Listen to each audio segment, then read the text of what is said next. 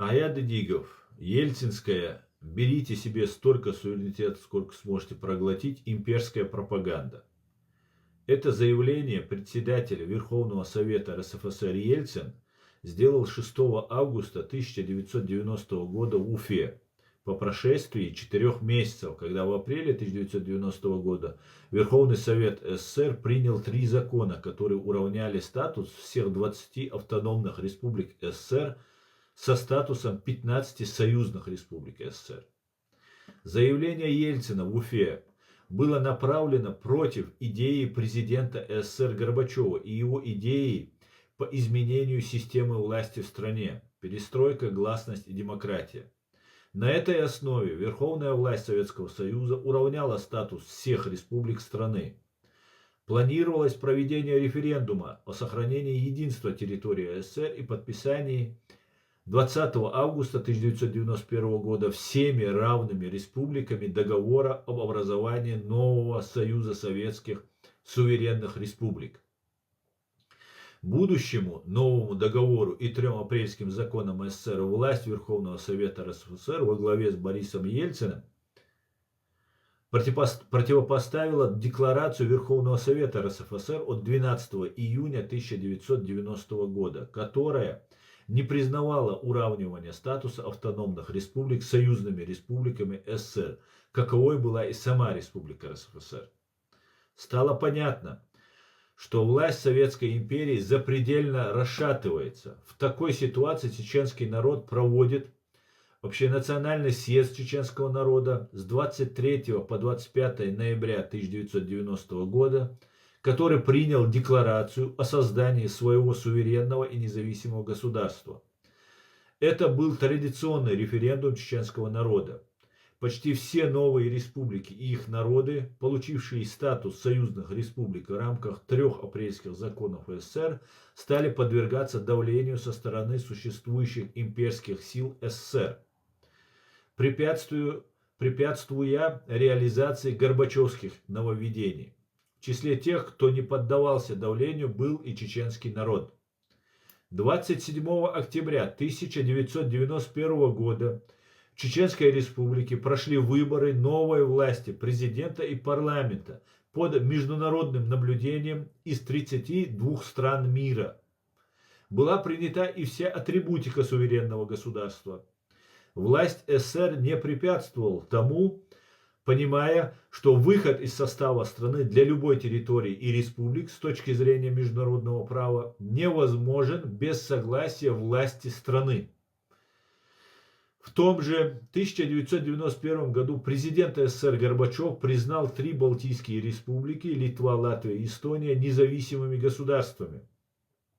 В эту ситуацию вмешались имперцы из ближайшего окружения самого президента Горбачева, которые в его отсутствие в Москве устроили путч. ГКЧП 18 августа по 21 августа 1991 года. И в итоге сорвали подписание нового союзного договора. Однако в конце второго дня путча стало очевидно, что его не поддерживает восставший народ, и затея ГКЧП оказалась обреченной. И только после этого на сцену вышел отсиживающийся в тени президент Ельцин, выступив на стороне в кавычках народа. Ельцин своим указом номер 61 объявил о переподчинении себе всех министерств СССР. Вернувшись из заточения в Москву после путча, президент СССР Горбачев не был допущен к власти. И ему в этом препятствовал президент РСФСР Борис Ельцин, стремившийся возглавить СССР, хотя с юридической точки зрения он не имел на это права.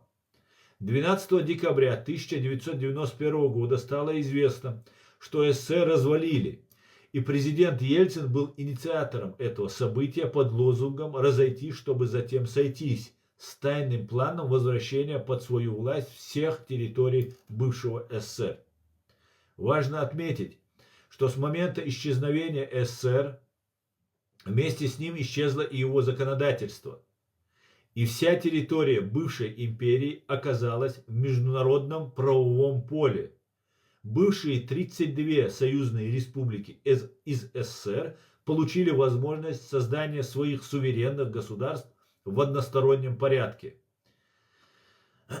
Имперские силы, коммунистические руководители бывших республик СССР незаконно все еще оставались во власти почти во всех республиках. Еще раз.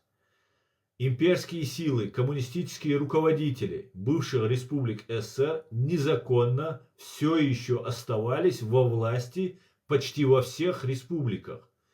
То есть и они заключали этот договор.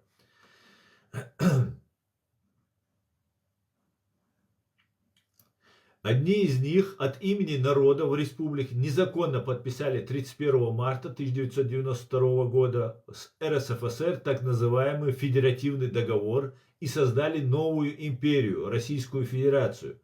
Подобное произошло почти во всех остальных странах, образовавшихся после развала СССР. Чеченская республика была одна из тех стран, которая не подчинилась беззаконию имперских сил. Чеченский народ избрал легитимную власть в рамках международного права, и наша республика вышла из состава СССР со всей атрибутикой суверенного государства. 12 марта 1992 года, находясь уже в международном правовом поле, парламент Чеченской республики принял Конституцию суверенного и независимого демократического правового государства. Президент Ельцин, опираясь на исчезнувшее законодательство после развала СССР Декларацию Верховного Совета РСФСР от 12 июня 1990 года, организует 31 марта 1992 года незаконное с точки зрения международного права подписание так называемого Федеративного договора с бывшими 15 коммунистическими руководителями бывших национальных автономий из бывшего РСФСР. Игнорируется мнение народов этих уже стран об избрании ими своего пути развития в международном правовом поле. Чеченская республика не участвовала в подписании Ельцинского договора. Отметим, что этот момент не стал для Кремля значимым. И он 12 декабря 1993 года незаконно вписал в свою новую так называемую Конституцию Чеченскую республику как часть своей империи.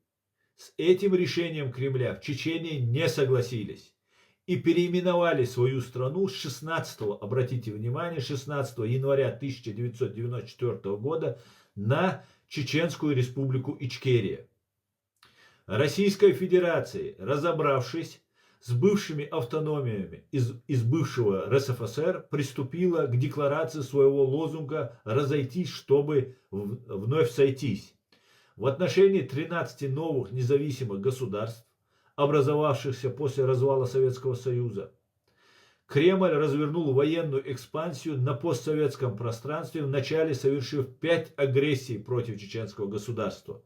Москва убила более 250 тысяч мирных граждан Чеченской республики Ичкерия, и после 4 поражений от чеченского народа Кремлю удалось в 5-й агрессии оккупировать территорию чеченского суверенного государства. Власть Российской империи продолжает и сегодня реализацию своего преступного плана против новых государств, образовавшихся после развала бывшего СССР. Кремль, оккупировав территорию Чеченской республики Ичкерия, захватил и часть территории Грузии, Украины и Молдовы.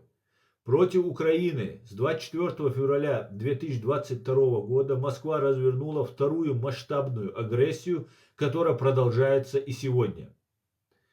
13 марта 1992 года Чеченская республика была признана членом ООН Грузией, затем Республикой Кипр, турецкая часть, и Афганистаном.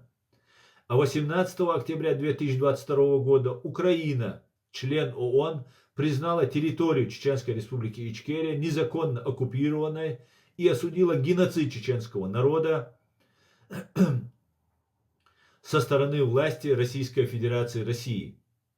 Все сказанное выше указывает на подтасовку дат исторических событий властью Российской Федерации при развале Советской империи с целью оправдания своих преступных действий в отношении государств, образовавшихся после исчезновения в 1991 году с политической арены Советского Союза.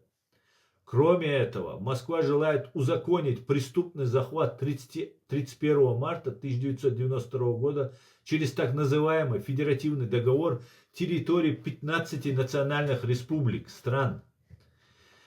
Ельцинское заявление «берите себе столько суверенитета, сколько сможете проглотить» стал одним из его лозунгов, нацеливающий массы к возврату утерянной империи. И поэтому присутствовала манипуляция в отношении народа в открытом общении 6 августа 1990 года в Уфе, 2 октября 2024 года.